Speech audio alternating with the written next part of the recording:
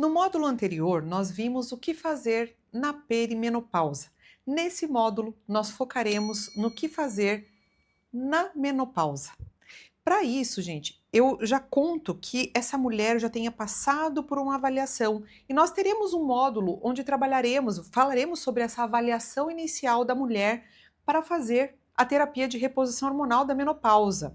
Existem contraindicações absolutas e existem contraindicações relativas. Existe aquela mulher que está dentro da janela de oportunidade, que nós costumamos chamar, que são os primeiros 10 anos pós-menopausa. Esse é o momento propício para começar o tratamento de reposição hormonal. Mas, eventualmente, tem mulheres que ainda apresentam sintomas e que apresentam o desejo de fazer essa terapia de reposição hormonal, tendo já passado dos 10 anos. Ela realmente vai precisar passar por uma avaliação muito mais rigorosa para ver se ela pode ou não fazer a terapia hormonal.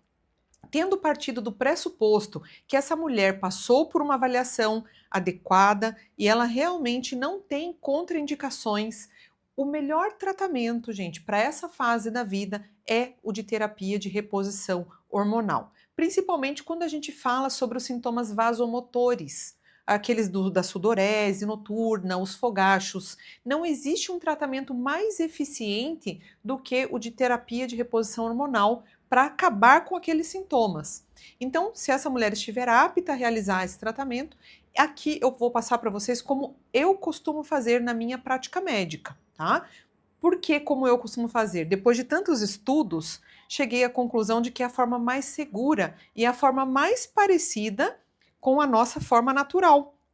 Então, o que significa isso? Que todos esses hormônios aqui, eles são isommoleculares, eles são bioidênticos. Mas aí você vai olhar aqui e vai falar, ué, mas o estrogel, estreva, sandrena e o cistem, o trogestan, o Juno, o Gimpro, a gente compra em farmácia. Sim, você compra ele pronto na farmácia.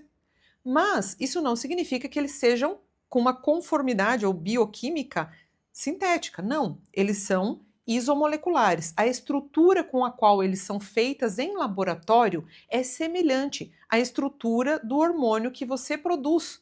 Por isso que nós chamamos de bioidênticos, tá? Porque tem muitas pessoas, por que eu estou explicando isso? Muita gente acredita que os hormônios bioidênticos precisam ser manipulados. A gente também pode manipular quando não encontra a dose adequada, já comprada em farmácia, ou para que a pessoa não tenha que ficar fazendo 3 pumps ali daquele, a gente manda fazer numa farmácia de confiança para que a pessoa tenha aquela dose na menor quantidade possível de creme, tá? Então o que eu vou falar aqui para vocês, ó? Quais são os hormônios que a gente trabalhou ali anteriormente, na perimenopausa já mais tardia? É muito parecido com o que a gente vai fazer aqui, tá? Então, quando essa mulher chega para mim já na perimenopausa e eu consigo já iniciar esse tratamento lá, olha, é muito melhor. Mas eventualmente não, ela vai vir para mim já pós-menopausa, né? Com alguns anos já pós-menopausa e vai querer iniciar o tratamento. Eu vou pedir os exames, tá? Essa mulher está apta, nós vamos começar com doses mínimas, né? Vamos começar com a menor dose possível, necessária, do estradiol. No meu caso, eu gosto do transdérmico. Temos outras opções de bioidêntico oral? Temos sim, mas a gente já sabe que como esse hormônio ele vai passar pelo fígado, ele pode sim aumentar risco de trombose. Então eu prefiro usar a forma transdérmica, que na minha opinião, e com certeza com base em estudos, a gente sabe que é a forma mais segura de utilização do estradiol, tá? No formato transdérmico. Nesse formato transdérmico aqui, eu tenho a opção de cremes e eu tenho a opção de adesivo. Tá? O adesivo ele já vem nessas dosagens aqui. Então vamos começar falando dos cremes, tá? Então eu tenho essas 3 opções aqui na farmácia, o estrogel, estreva, sandrena. O estrogel ele é um gelzinho que tem a dosagem de 0,75 miligramas para cada pump. A gente costuma designar como pump a pressão que a gente faz e sai uma quantidade ali que geralmente é 1 ml. Tá? Então, nessa dose de 1 ml de um pump, eu tenho 0,75 miligramas do de estradiol. No estreva, eu tenho a dose de 0,50 miligramas, tá? E já no sandrena, eu tenho 2 opções. Eu tenho de 0,50 e de 1 miligramas.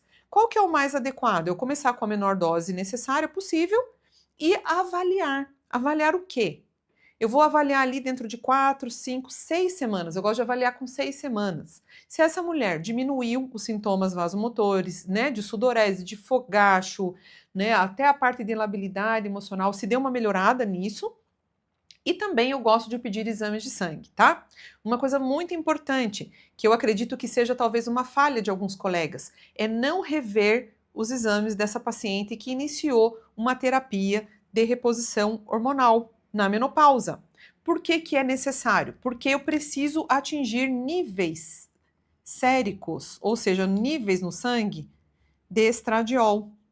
E esse nível, ele tem que estar acima de 50, tá? Então não adianta eu estar lá fazendo um pump de estrogel, como eu pego várias pacientes que já vieram de outros profissionais, de outros colegas, utilizando sim o hormônio correto, mas a dose incorreta. Essa paciente ainda está tendo fogacho, ainda está acordando à noite toda molhada, toda suada, porque a dose está inadequada. Eu preciso aumentar a dose. Quando eu peço o exame de sangue, essa paciente vem com 15 de estradiol, 20 de estradiol.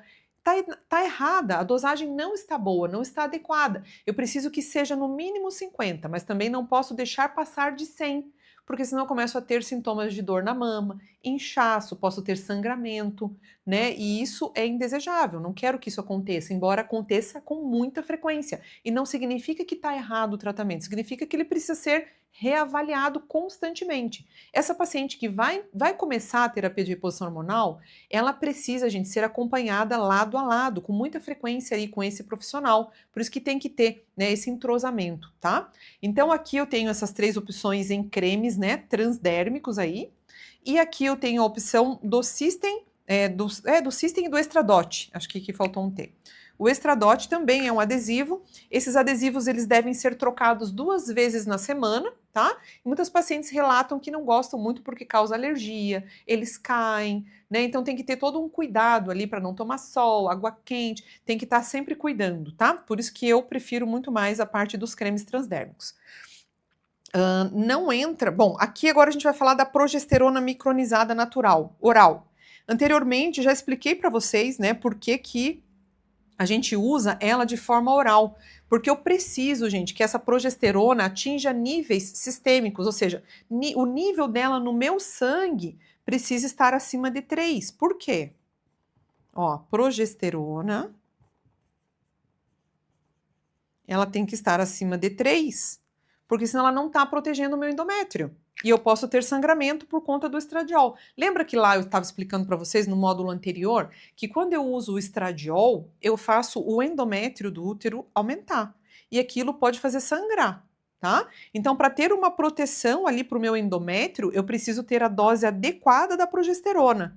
Por isso que eu tinha explicado, ó, se eu entro com dose mínima aqui, ó, do estrogel, do estreva, eu posso usar o de 100 miligramas. Não tem problema, ele vai conseguir segurar esse endométrio. Agora, se eu começo a aumentar a dosagem, 1,5, 2 miligramas, eu preciso aumentar aqui a progesterona, senão essa paciente vai ter sangramento indesejável, tá? E se a paciente tiver sangramento, o que a gente tem que fazer? Geralmente esses sangramentos, eles duram no máximo 6 meses quando é reajustada a dose, tá? Por isso que precisa ser reajustada. Dentro desses 6 meses, é muito importante que o profissional te peça uma nova transvaginal, uma ultrassonografia transvaginal, para comparar com aquela inicial e essa aqui dos 6 meses, para a gente poder ver se houve um espessamento muito grande do endométrio, tá? Se esse endométrio estiver de 10 para cima, a mais milímetros, a pessoa vai precisar passar por uma esteroscopia.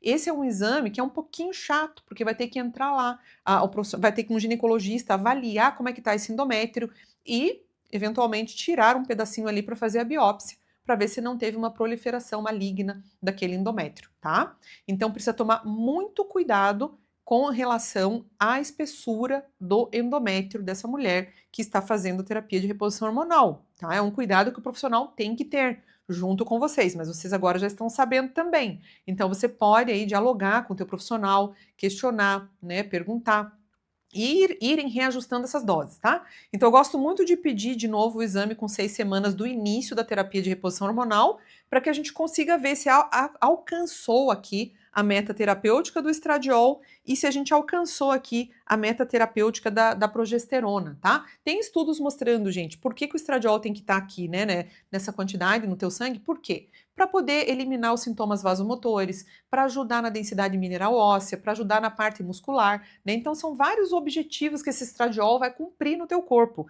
E a progesterona, como eu já falei, ela tem que estar acima de 3 para fazer uma proteção uterina, né? Teu endométrio tem que estar protegido, tá? Agora, em relação à testosterona, como a gente já falou anteriormente, para mulheres, a testosterona ela precisa ser manipulada. Infelizmente, não temos como comprar em farmácia pronta.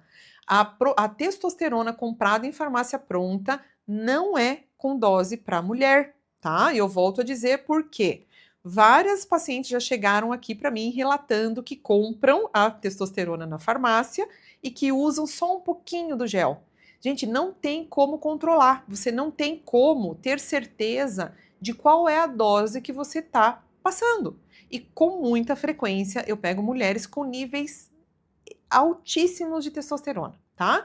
E aí elas estão irritadiças, agressivas, com queda de cabelo, oleosidade, né? Com sintomas muito indesejáveis, né? Então, assim, tem que ter muito cuidado aqui e o profissional tem que ser muito assertivo. É melhor, assim, ó, na medicina, gente, quanto menos dose a gente usar para o melhor resultado, melhor é. Tá? Então a gente pode começar com 1 miligrama, com 2, com 3, não sair disso e ficar avaliando, né? Eu gosto de pacientes mais jovens dar doses mais altas. Por exemplo, uma paciente ali que está no iniciozinho ali da menopausa, no começo ali do pós-menopausa, então eu já entro com 3 miligramas. Aquela que já passou alguns anos, opa, já vamos entrar com 1 miligrama e vamos avaliar, reavaliar, tá? Então tem que ter esse cuidado aí. Bom, eu espero que realmente tenha ficado claro para vocês, né, sobre o que fazer na menopausa em relação à terapia de reposição hormonal com hormônios isomoleculares ou os hormônios bioidênticos, tá? Não vai entrar aqui tibolona. Tibolona não é hormônio. Tibolona teu corpo não reconhece como hormônio, tá? Ela é um material sintético que sim, consegue amenizar alguns dos sintomas da menopausa, sim, mas ela não te traz os benefícios que os hormônios isomoleculares e bioidênticos trazem, tá? Então, nesse conjunto aqui, ó, a gente vai ter muito benefício, muito benefício. A mulher, ela vai sair daquela sintomatologia e ela vai evitar aquelas consequências que nós já vimos que são tão deletérias na vida da mulher, tá? Posteriormente, nós vamos falar agora nos próximos módulos sobre as contraindicações absolutas, né? Quais são as outras terapias que não sejam hormonais que possam estar me ajudando, porque se eventualmente essa paciente tem contraindicação, ela não pode ficar sem receber ajuda, ela tem que ter ajuda sim, para não ter que enfrentar aquela gama de sintomas tão desagradáveis. Então, eu espero você nos próximos módulos.